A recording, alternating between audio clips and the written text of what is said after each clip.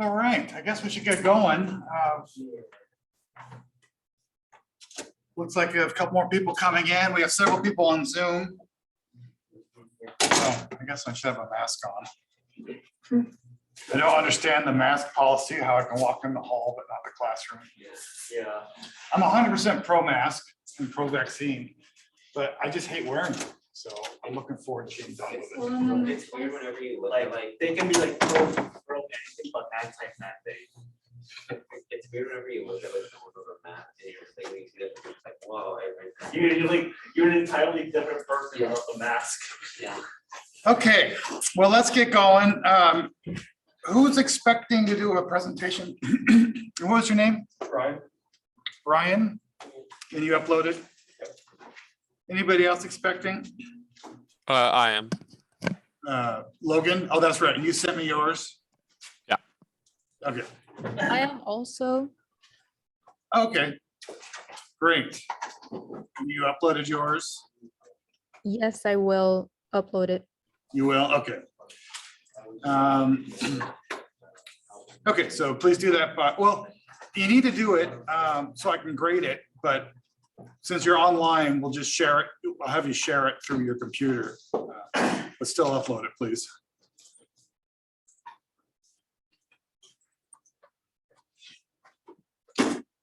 Is it Ryan Reynolds or Ryan? Sugai. Sugai, okay. Great. All right. So 3 presentations. Okay, so we have a lot to do today because I want to get through, I want to see if we can get through fiscal policy altogether. Because we're class behind. And why that matters is I think fiscal policy makes a lot of sense because we've already done a multiplier and we already have, a lot of us have exposure to these concepts already. But next week is monetary policy. So I want to give us maximum time next week to do monetary policy because it's so different than what a lot of us experienced. So anyway, the point is I'm going to go fast, get through this. Hopefully we'll get done today. And if I'm going fast, that's why. And I'm only doing it because I think everyone in class is going to understand it pretty easily. Okay, so fiscal policy. So fiscal policy is the policy of a government that controls taxes and spending. So this graph here shows you in different countries, United States here, the light blue is government spending, and then the darker, what is that, teal, is government tax revenue. So as you can see, whatever year this is, 2018, I guess, or 2016, we spent more than we collected in taxes. You can see this is pretty common. Japan spent a lot more than they collected taxes. France spent a lot more than they collected in taxes. So we're gonna learn today about why that would be and what the effect on GDP is. So we've already talked a couple of times about government transfers, but let's talk about, remind everyone again. So government transfers are government spending in a way, but instead of spending on something like building a dam or whatever, or buying bullets for the Army's guns, it's payments to people, so like Social Security payments. So it's skipping up, the government's not actually buying anything, it's just giving money directly to someone. It's a transfer because you're transferring through taxes, taxing a big population, and then transferring that money to a smaller population like Social Security. So the big transfers that we do in this country are Social Security, Medicare, and Medicaid. So Social Security is taken out of everyone's taxes every year, based on your income taxes, and transferred to people that are over 65, although I think you can start collecting at 62. It's also transferred to people that are disabled. So if you can't work, you can qualify for Social Security disability at any age.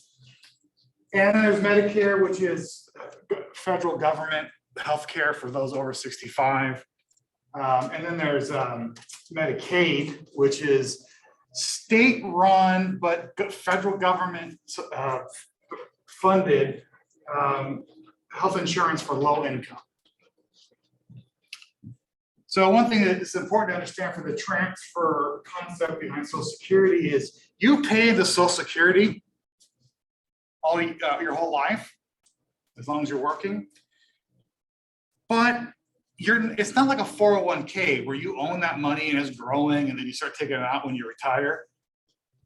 The money you're paying in isn't being kept somewhere for you. It's immediately being turned around and sent to old people or to the disabled. So when we talk about like, will my Social Security still be there when I retire? Yes, because it was never being collected to begin with for you. Your Social Security will come from the people working then, right? So think back to in the 1930s when Social Security was first passed. So whatever it was, 1939 or whatever, the first year, Social Security was paid out, right? Those people didn't have a lifetime of paying into it because it was the first year it was collected and paid. So that money comes directly from who's paying in now. So it's a transfer, right? Solidify the concept of what a transfer is. Okay, so where do we get these tax revenue sources? So personal income tax, right? So when you get your paycheck from whatever job you're working, they withhold so much tax. That's 37% of our total revenue. Social Security, insurance taxes. So if those of you have gotten a paycheck at some point in your life, you'll see on there federal tax, whatever percentage they took out, state tax, and then you'll see Social Security because that's a separate tax. That's 24% of our total tax revenue. Corporate profit tax, 10%. Now, I'm sure when this book is updated, this is from 2016, this is going to go way down because we lowered our federal tax or the federal corporate tax rate a couple of years ago. So I'm sure this percentage of the pie went way down. And then other taxes. Whole host of other taxes.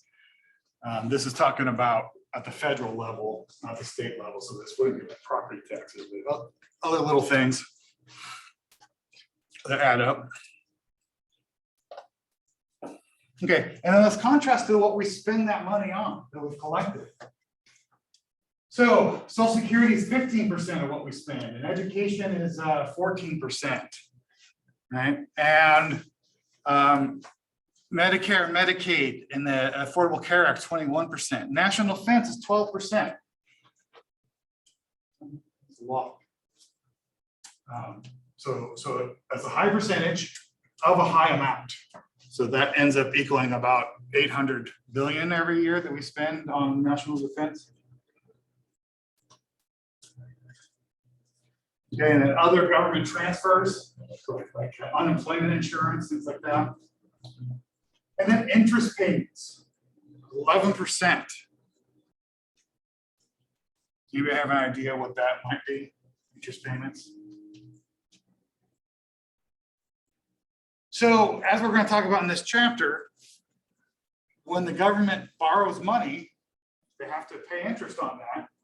And that's how much of our total budget, 11%, is going to paying back just the interest on our debt as a country. So 11% of what? It doesn't say here, I don't think, but I don't know what it was in 2016, but it was probably our budget that year was probably 15 trillion or something like that, maybe 20 trillion. So that's a big number, just in interest payments.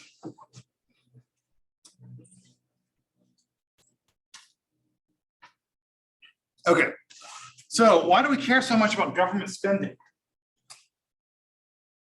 Well, we care about it because we look at our GDP and we look at it's made up of our consumer spending, our consumption, our investment spending, our government spending, and our exports minus our imports.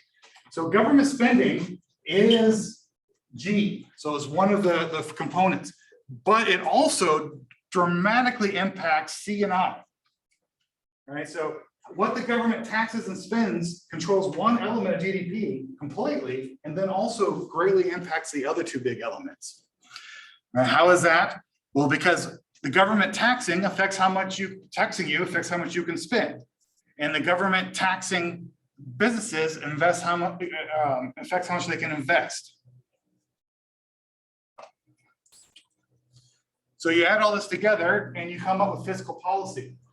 Right? The use of taxes and government transfers and government purchases of goods and services to shift the aggregate demand curve.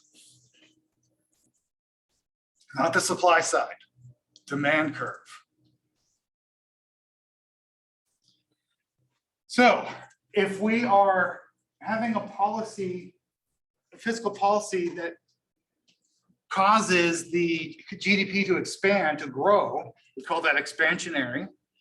And we can do that by increasing the amount of goods and services the government purchases. We can cut taxes, or we can increase government transfers. So pretty intuitive. If the government's spending more, then that's adding money to the economy and that's growing GDP. If they cut taxes, that means everyone has more money in their pocket. So what do you do if you have more money in your pocket? You spend that, or save it, which equals investment. Or government transfers. If my Social Security payment increases, I have more money to spend. So connecting to last week or last Tuesday, we put it over our ADAS model. And we can see when we are at potential, ideally we would have very little fiscal policy affecting, it wouldn't have an expansionary policy. But then if we come back here and we're in a recessionary gap, then we can expand. Government can start spending, we can cut taxes, and bring us back to potential output.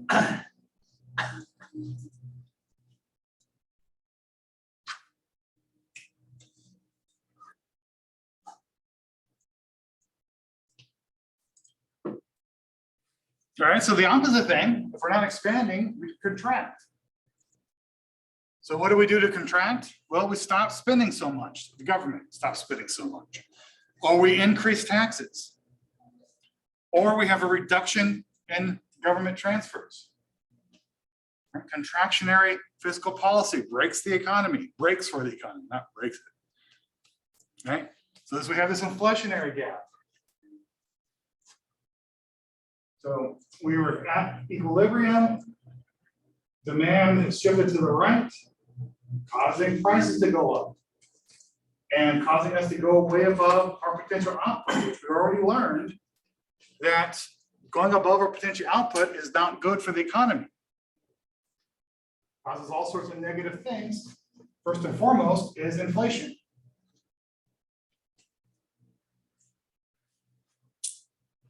So some people ask, not you guys, of course, because of what we learned on Tuesday, but some people ask, why would the government ever want to contract GDP? Well, this is why. Things are going too good. We lead to this inflation. And then we also lead to the other things we talked about, like risky behavior, speculation, fraud that happens when in an overheated economy.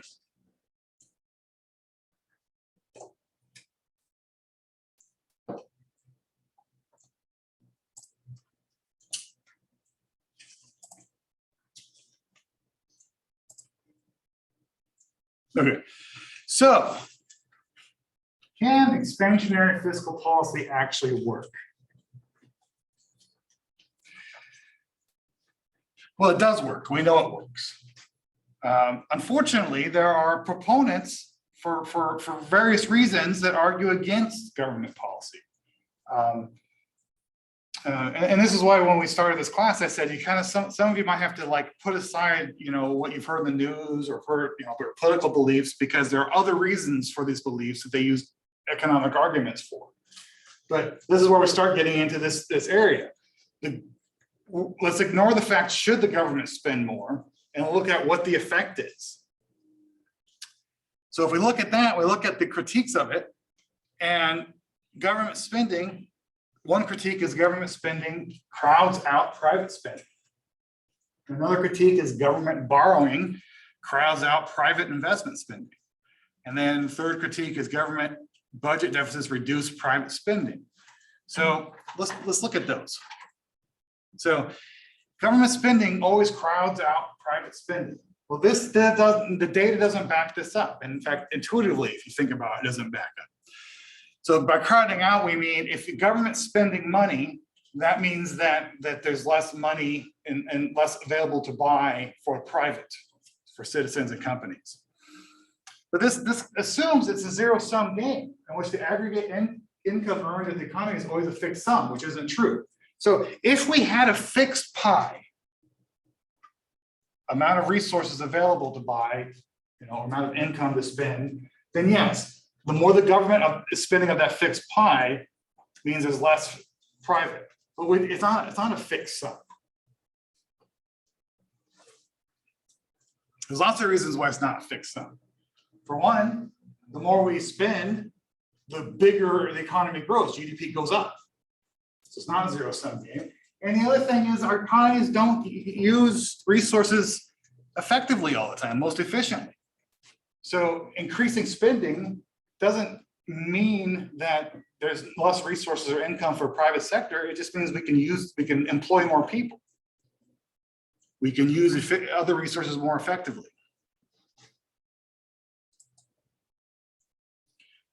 And I have no idea what this is. Remember, this is the publisher of the book makes these PowerPoints that I use. I don't know what that's supposed to mean. Can't figure it out. I spent all morning trying to figure out what that could possibly mean. We squeezed only if the hot tub is full. It's like a mixed metaphor. I think they're trying to. I think it's your pie metaphor. Pie, yeah. Okay, yeah. So maybe the hot tub, if the hot tub's full and the government starts spending, then that would, like, the hot tub overfills. Someone gets pushed out. Yeah. Oh, someone gets pushed down. Okay. Oh, maybe not hot. I was thinking not full of water, but maybe it's full of people. Yeah. So if I get in and it's full, somebody has to get out. Okay, that makes sense. Yeah. Thank you. Okay. So anyway, in summary, the first critique, this isn't true. It's not a zero-sum game. In fact, the whole point of macroeconomics is we learned that we can always keep building and building wealth and grow GDP. Okay. The second critique is kind of true at times. So government borrowing crowds out private investment spending. So we kind of actually talked about this a little bit earlier in the class, that when the government is borrowing, right, there is only so much money that's out there available to lend. So if the government is borrowing more of that, then there's actually less lendable funds for everyone else to borrow from. So what is this a problem? Well, this is only a problem when there's that limit on loanable funds, which only happens when we're at full output, when we're, or exceeding full output. But if there's a recession, if we're below that potential output, then in theory, there's more loanable funds. There's no crowding out. There's enough to go around. So when the economy is depressed, when we're below that potential output, then this is not a real critique. And of course, why does that matter then? Why do we care about that caveat? Well, because most economists really only advocate for using fiscal policy to act in a stimulus way is when we're in a recession.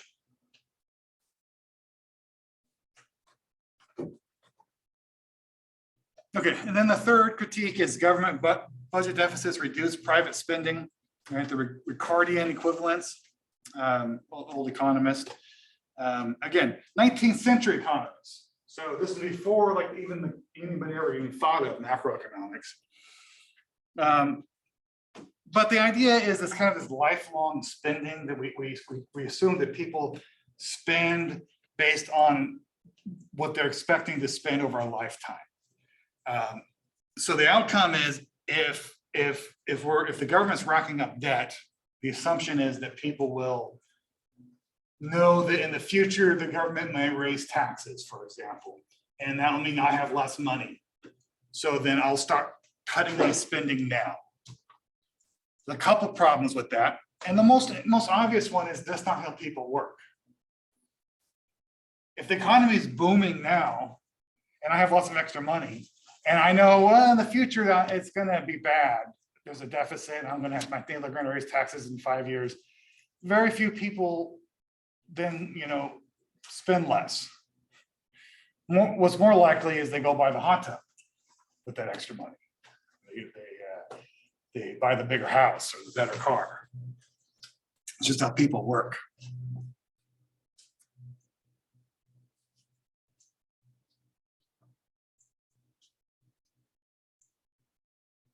So those are common critiques you hear, and mainly in like political circles, not necessarily economists, and the reasons why they don't. So essentially, crowding out private spending almost never is a problem. Crowding out investment spending can be a problem, but not typically when expansionary fiscal policy is used. But the private spending, again, not how people work, but also only would be a problem during certain circumstances. So spending during a recession, it wouldn't be a problem typically. But here are the real critiques. Here's what economists worry about with fiscal policy. And that said, there's a significant lag between when the money's needed, like for a recession, and when we recognize it, and then when we get the political will to do something about it, and then when we start spending that money. Okay, so the book likes to use the Great Recession as an example. Well, it's a great example, but that might be even faster than normally how it works. But the recession in 2000 started in 2007, December. A year later, towards the end of 2008, there wasn't even consensus that we were in a recession. It had been on for a year. And then once there was consensus, there was an actual recession, then it took more time to figure out just how bad it was. And then once we figured out how bad it was, it took time for the president and Congress and to think about something to do to solve it and negotiate a spending package. And then once you negotiate a spending package and then it's passed, then you have to spend that money. And if it's like for a public works project, like build a dam or build a road or something, well, that takes time to develop the plan to build the road and the dam and hire people. So this could take years and years and years. And by the time that dam is built, you're 5 years after the recession ended. So that time lag is a huge problem. In the Great Recession, it did take time for us to understand how bad it was, but then there was a lot of political will to do something about it. So they started passing spending bills really quick. And the bills they passed were ones that were on the supply. I'll use my terms carefully here. On the banking side.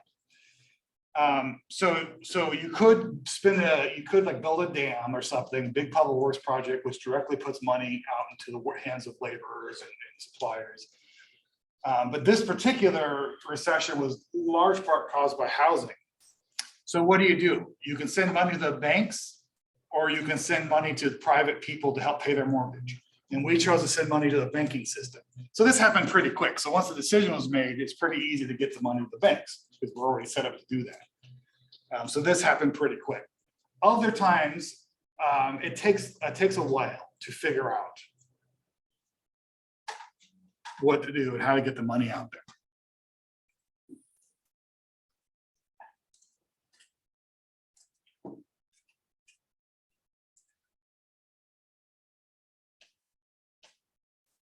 Okay, I think we had a presentation on Tuesday when it went over this, so I won't. I don't know, maybe that was the other class, but I won't go too deeply. What's that? That's mine. Oh, you did it. Well, I'm doing today. You did it, so I won't go over two. So most of my other classes did Tuesday. I won't go over too much, but one thing to point out here is that looking at the data more clearly. So I don't want to steal your thunder, but how this is saying is unemployment rate and the quits rate. So we can look at why there's a recession and how it's affecting the unemployment, we look at unemployment numbers to figure out what's causing the recession and what to do. So what works for high unemployment might not work for, because of unemployment of the layoffs, might not work for unemployment that's caused by people quitting their job.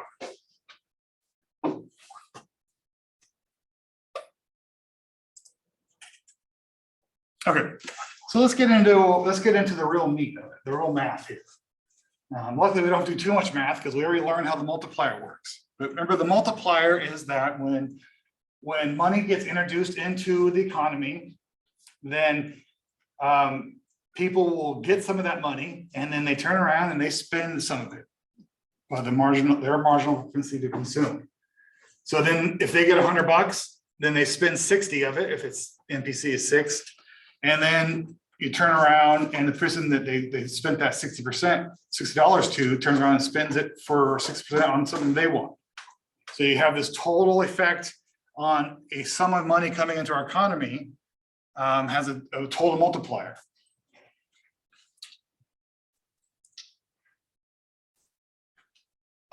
So now let's apply this to government spending. Government does lots of spending.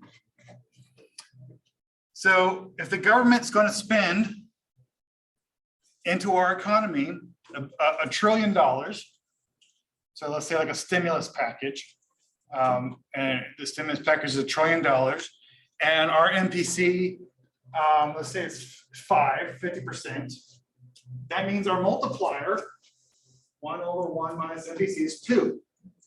So $1 trillion spent by the government in this scenario would be a $2 trillion net positive expansionary effect for GDP.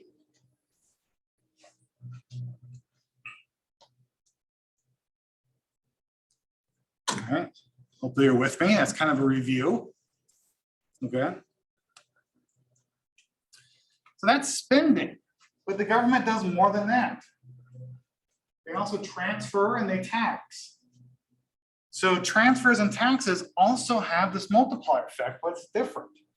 So let's say the government enacts a new spending program, or to transfer program, Social Security 2, and it's going to be $1 trillion. Just like our last example, $1 trillion of government spending would have been a $2 million or $2 trillion boost. But if you do a government transfer, the government's actually not spending that money. They're giving it to you. So they're skipping a step. And you're going to spend it. You're going to buy MPC's 5. You're going to spend half of that dollar you get.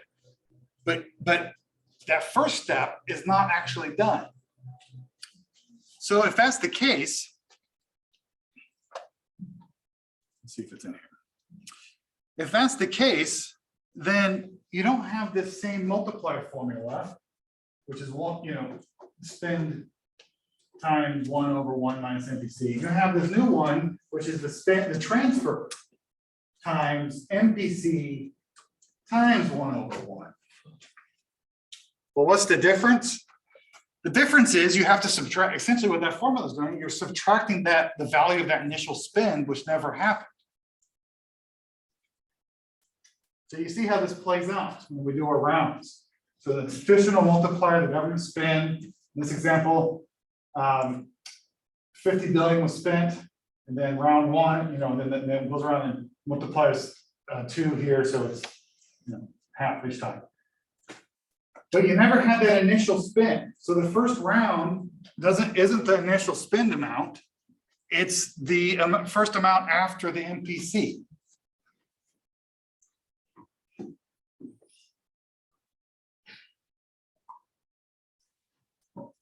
All right, so look at the total effect here. For this example was a 50 billion spend equals a total growth of 100 billion, or a 50 billion transfer equals a total growth of 50.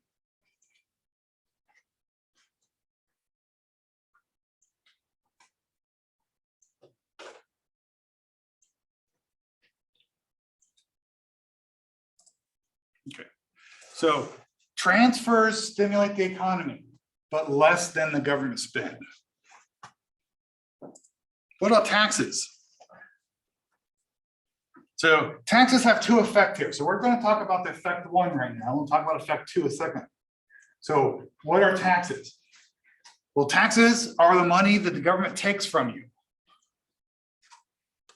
So if taxes are lowered, you have more money to spend.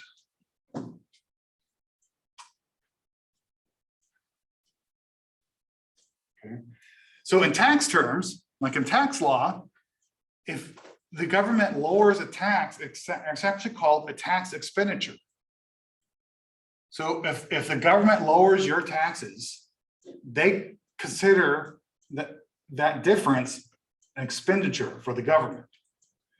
So if you think about that, that sounds a lot like we're talking about the multipliers. So if I have, my taxes are lowered, and across the board, everyone's taxes are lowered, and that's equivalent of $100 billion. That's then equivalent of $100 billion put back into the economy. And then they have the multiplier effect.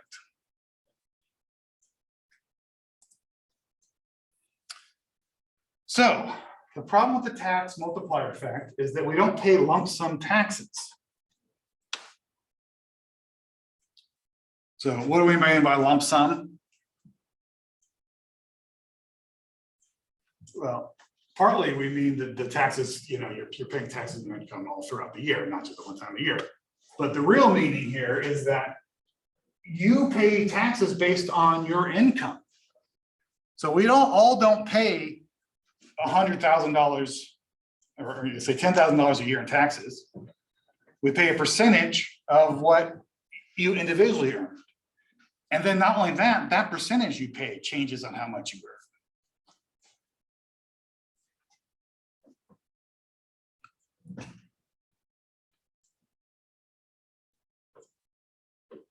So taking an aggregate, tax revenue that's not a lump sum will depend on the level of real GDP. And thus have a reduced effect on the multiplier depending on the size of real GDP. Okay. Now that's kind of like the effect one of taxes, how a reduction or gain of taxes affects the multiplier. But there's also this second effect, and that's automatic stabilizers. So automatic stabilizers are that taxing is an effect on, is dependent on how well you as a person is doing and how well the government, in aggregate, how well everyone's doing. So as the economy is doing better, corporations do better. So then they have more profits. So then they pay more in taxes. And as corporations are doing better, they hire more. And so then there's more income tax collected. Now think about that. If doing well means you pay more taxes, and paying more taxes is contractionary for fiscal policy, the economy doing well creates more taxes, which then reduces the economy.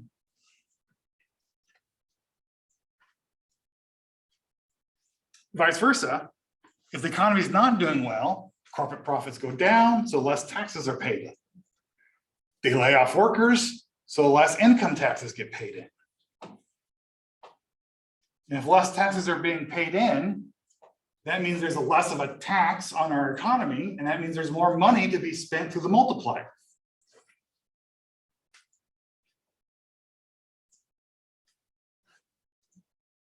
So taxes have this opposite effect. So when things are going well, that increases taxes, which slows things down a little bit. And when things are going bad, that lowers taxes, which speed things up. And it happens all automatically. So it's automatically stabilizing the economy. So that's just all built in to how the system works. Versus what we were just talking about with discretionary fiscal policy.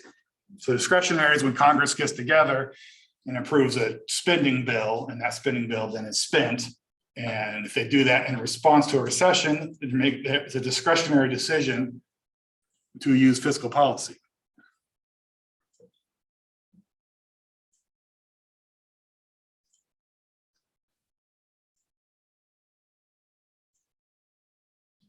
Any questions on that automatic stabilizer?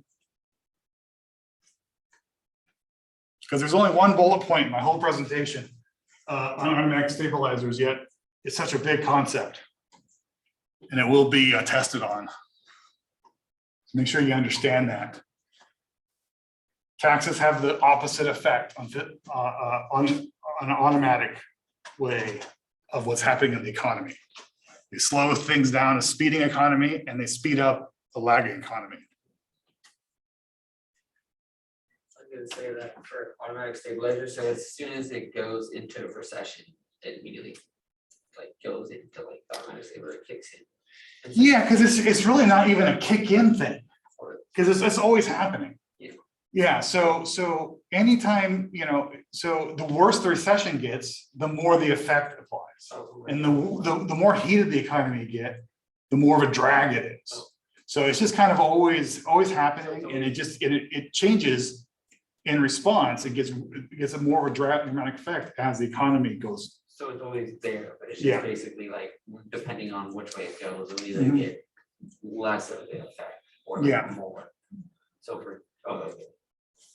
It's like constant.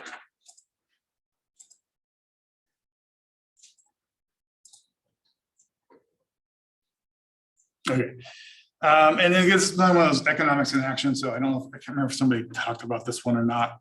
So I'll skip it. But just about austerity. So just in general, austerity is when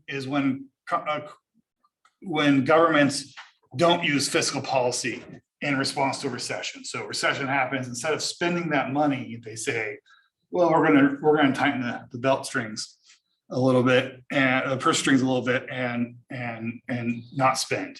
And that's bad. Because we're learning why spending stimulates the economy.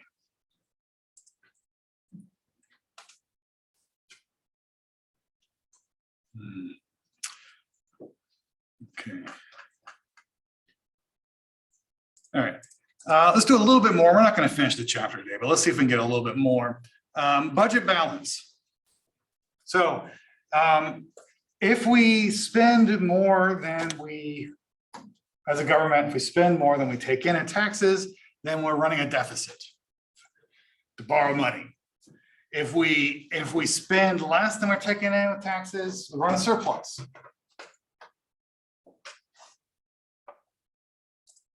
So real simple equation, the savings rate of the government is our taxes minus our government spending minus our transfers. So if this number is a positive, then we're running a surplus. If this is a negative, then we're running a deficit.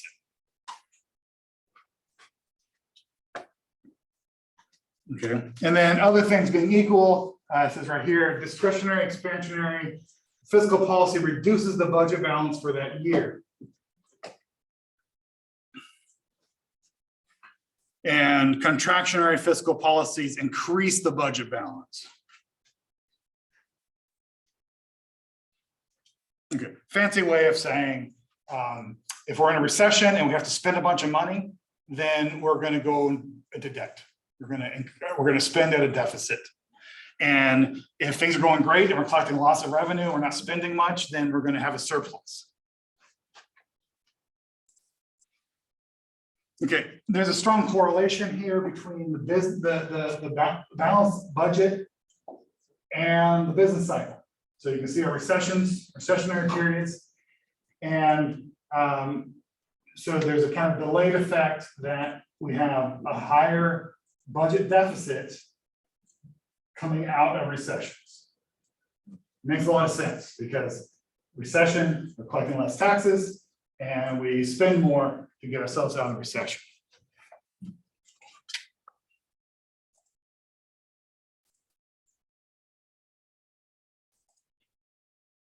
Okay. That also means there's a correlation between our budget deficit and unemployment rate.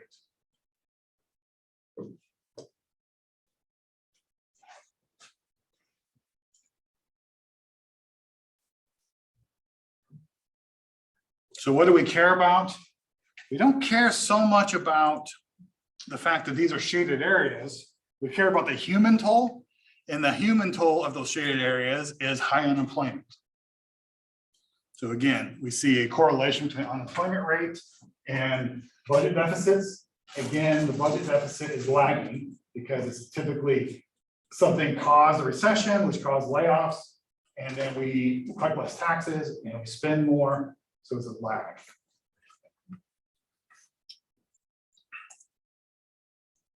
Okay, so then this connection between the business cycle, you know, the ups and downs, the recession and booms, and the unemployment rate going with the business cycle, we want to know if our budget deficit or budget surpluses, if they're happening because of the business cycle, which is to be expected, or if they're happening because as a whole, over the long run, we're spending more than we're taking in.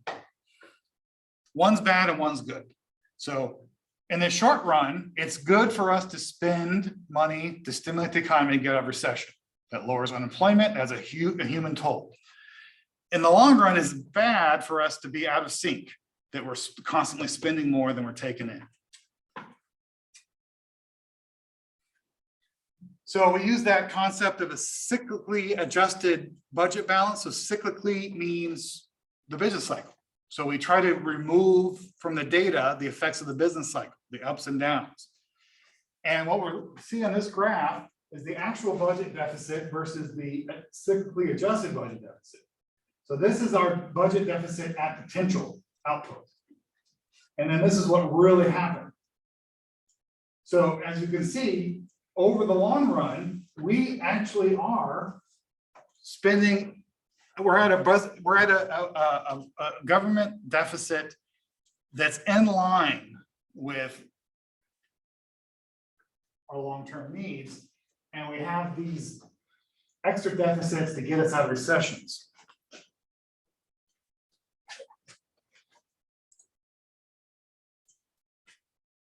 Okay. Let's pick it up here on Tuesday. On Tuesday, we'll quickly go over this slides and then we'll introduce monetary policy. So we won't get too far into monetary policy. Okay, let's take a quick break, 5 minutes, and then we'll do our presentations.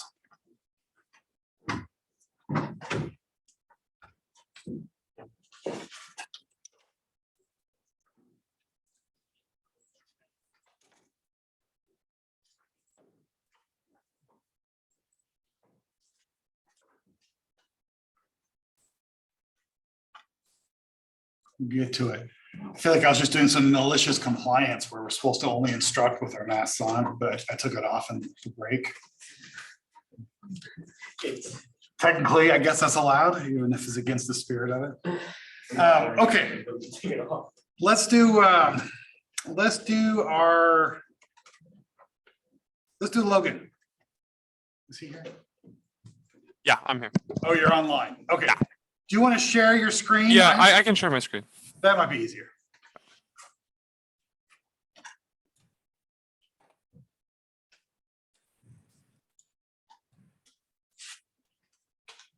All right, can you guys see this? Yes, go ahead. Awesome. 1 second. Okay, good afternoon. I'm Logan Bannister, and today I am going to start off by talking about a little bit about implicit liabilities and reducing them. Implicit liabilities are pretty much a form of indirect debt, and by that I mean they are spending promises made by the government that are effectively a debt, despite the fact that they are not included in the usual debt statistics. These implicit liabilities predominantly arise from government programs that are aimed to provide retirement assistance and protection from expensive medical bills for older folks. In each type of program, Social Security and healthcare, the government has promised to provide transfer payments to the future as well as current beneficiaries. And in 2016, these programs accounted for approximately half of the federal spending and are very central yet lesser known part of the budget. The two implicit liabilities that I mentioned earlier, Social Security, which is the main source of retirement income for a majority of older Americans, and healthcare. And although it's typically grouped as one section in statistics, it's actually typically divided into three, which is Medicare, that pays for most older Americans' medical costs, Medicaid, which provides healthcare to lower income families, and the Affordable Care Act, which subsidizes health insurance premiums for many low to moderate income families. Now, Social Security is a pay-as-you-go system. Current workers pay payroll taxes that fund the benefits of current retirees. So the ratio of the number of retirees drawing benefits to the number of workers paying into Social Security has a major impact on the system's finances. But so long as the revenue stream of taxes is higher than the current payouts from the government, then the government can maintain and reduce the budget. As you can see in the right, there have been a lot of studies done on just how much implicit liabilities will increase or affect the economy. As shown in the graph to the right, this one done in 2016, I believe you can get it from the book. It predicted that Social Security would rise about 1.5% and healthcare would rise about 3%, I believe. And the reason the government worries about it so much is because substantial increases on Social Security or social insurances can lead to soaring debt and cause a lot of problems. And with large implicit liabilities, a stable debt to GDP ratio may give a misleading sense of security. Because it can be fairly difficult to predict these implicit liabilities' behavior in the future, or because of this, it can be difficult to predict their behavior, especially in unprecedented circumstances, such as a pandemic. And the concept of these implicit liabilities directly tie into the economic principle that the government policy can change spending, or in this case, reduce implicit liabilities, more specifically by providing government services in a smarter, more efficient way and adjusting the budget to the times. And then next, I was going to talk a little bit about the Solano power plant. There's this case.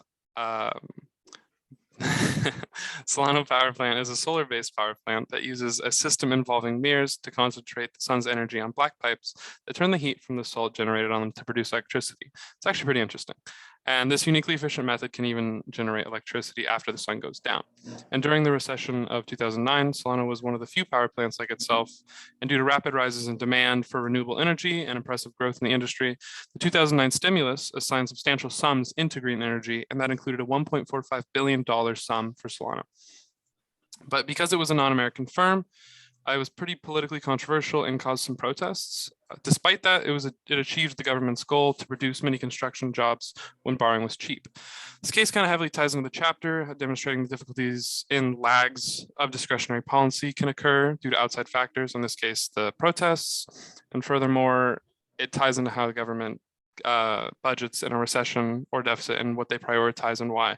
In this case being green energy, and how fiscal policy can help the workforce and the economy.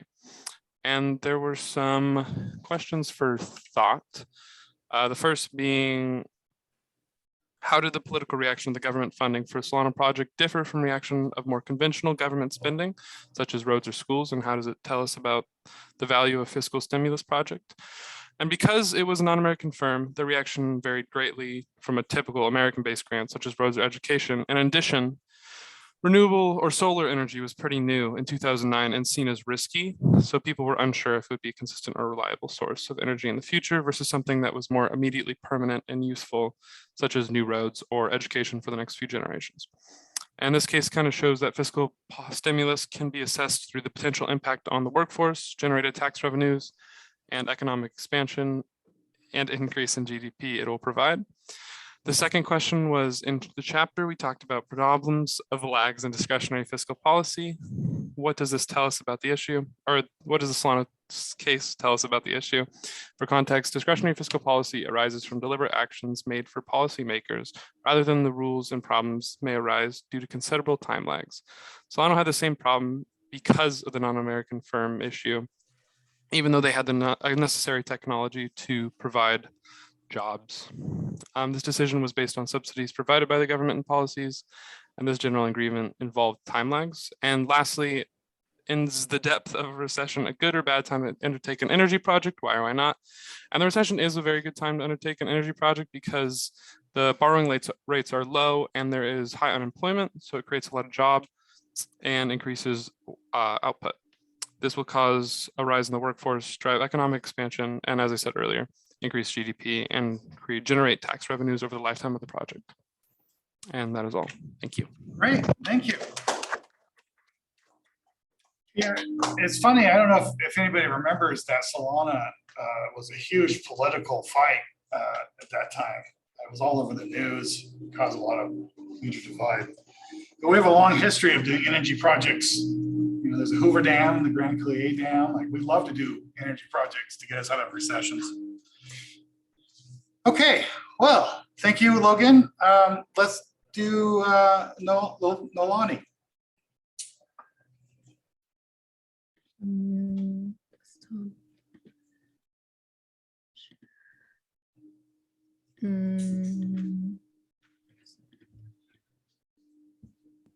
You should be able to share your presentation. Yeah, I'm trying to figure out which. Figure out Oh. how. Yeah, I have to change something in my settings. Okay. Is Give it you all right another- if we go after the next person? That's fine. That's fine. Okay. Okay. So let's get Ryan up here.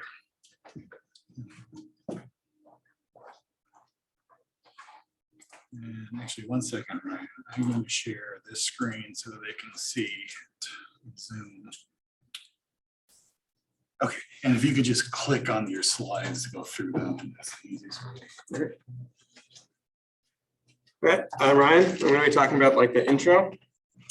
And so the intro was talking about after the recession, policymakers were tried to lower interest rates and aided banks when they needed it because they were running out of money.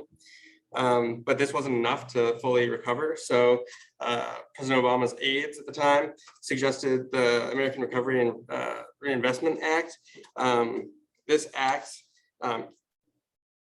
increased federal spending and expanded federal assistance programs like food stamps. And this cost a total of $480 billion.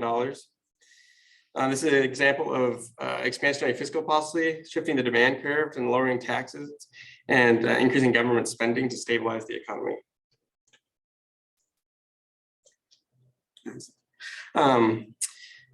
There are some observers at the time that didn't think that this was a good idea, and because this would widen the budget deficit.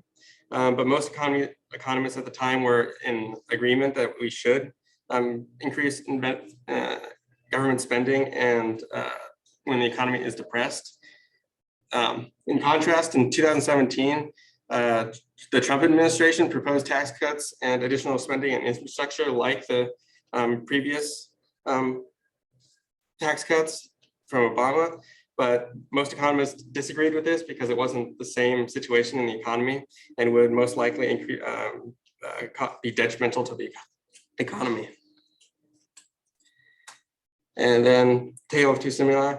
This is continuing with the situation between Obama and Trump's proposals. The two cases increased spending and the suggestion was met with different responses because the situation was different in the economy. In 2009, the unemployment was skyrocketing and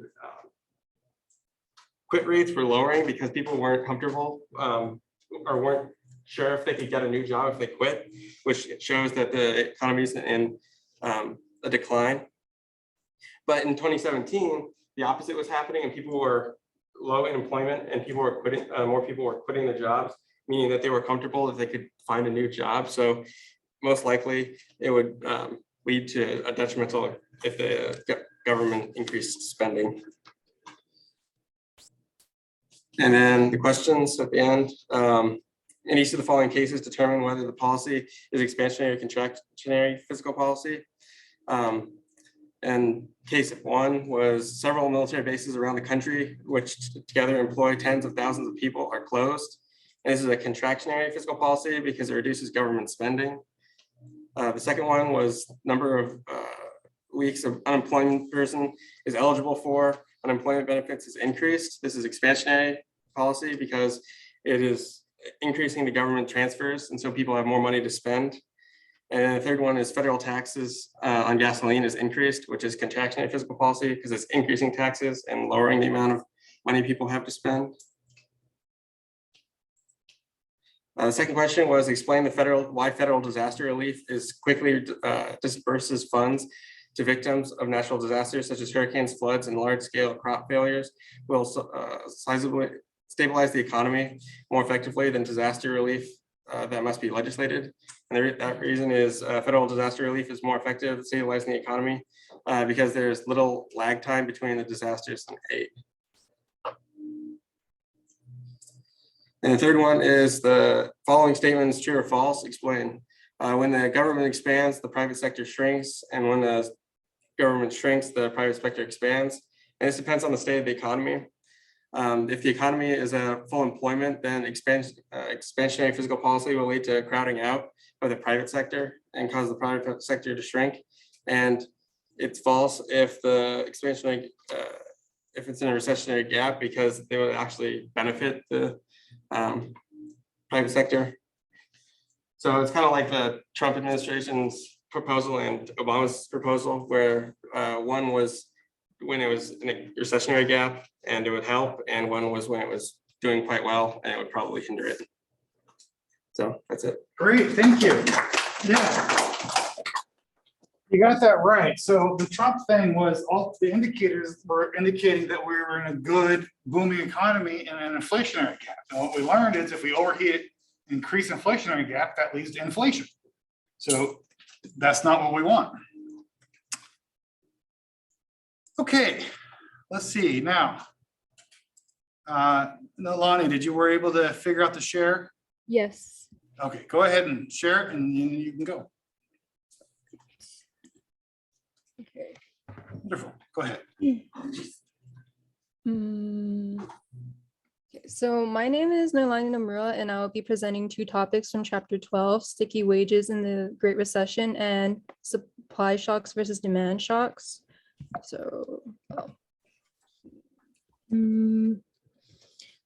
so as we've already learned, sticky wages are when workers' wages are slow to adjust to changes in labor market conditions. And this is due to employers being reluctant to raise wages and workers being unwilling to accept wage cuts.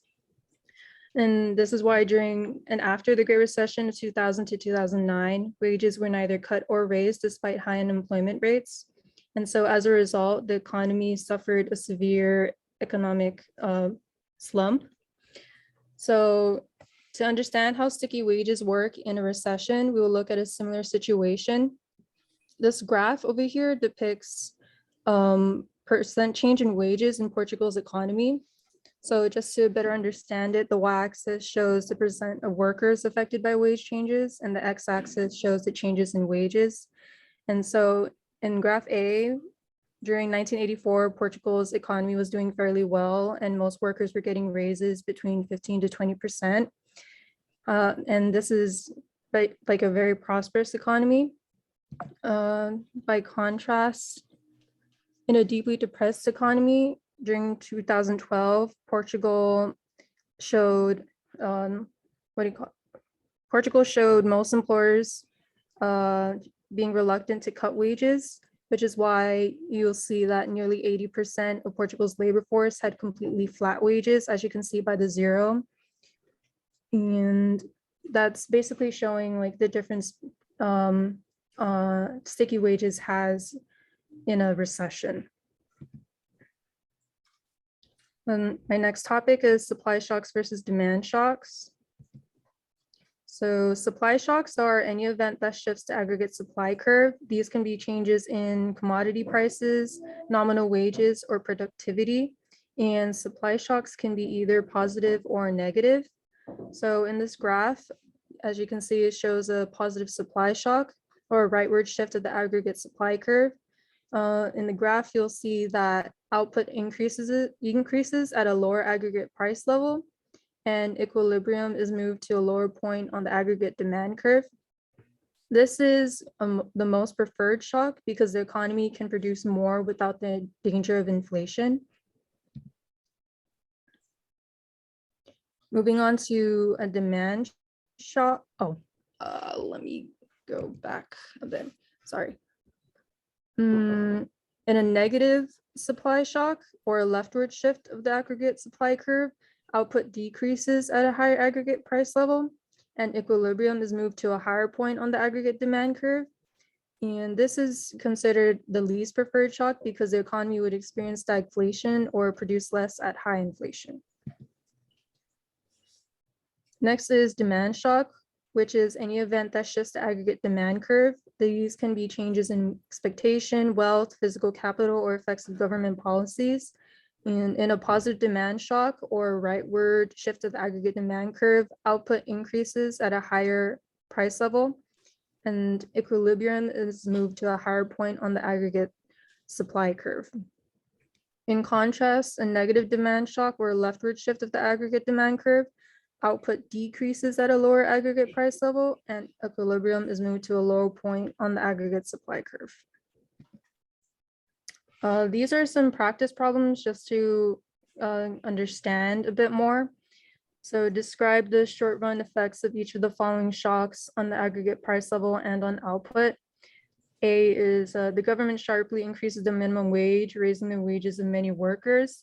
So an increase in minimum wage would raise the nominal wage. So this would point to a negative supply shock, which would shift the aggregate supply curve to the left. And B, solar energy firms launch a major program of investment spending. This would be a positive demand shock because there's an increase in investment spending. So the aggregate demand curve would shift right. And for C, Congress raises taxes and cuts spending. Increase in taxes and decrease in government spending would both result in a negative demand shock, shifting the aggregate demand curve to the left. And the relevance of these two topics to the chapter, because in this chapter, we're learning about aggregate demand and aggregate supply, it is important to examine how sticky wages, which affect aggregate supply, work in a deeply depressed economy versus a prosperous economy. And for supply shocks and demand shocks, it is important to understand whether supply or demand shocks cause a particular shock to interpret shifts in graphs. And that is all. All right. So all three PowerPoints today were good, but Nalani, your PowerPoint was almost professional with how good it looked. So good job. Okay. Let's yeah, well, that's all I have. Let's do the quiz. Password is fiscal.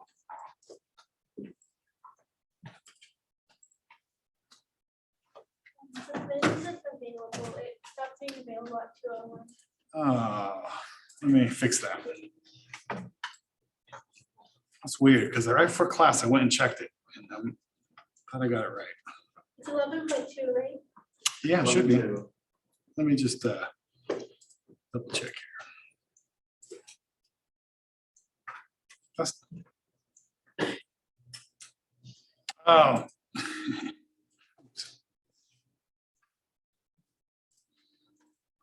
I was optimistic about how quickly we would get through today.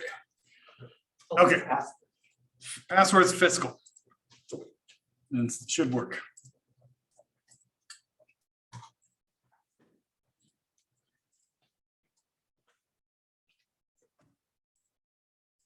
What number quiz is it? 11.2.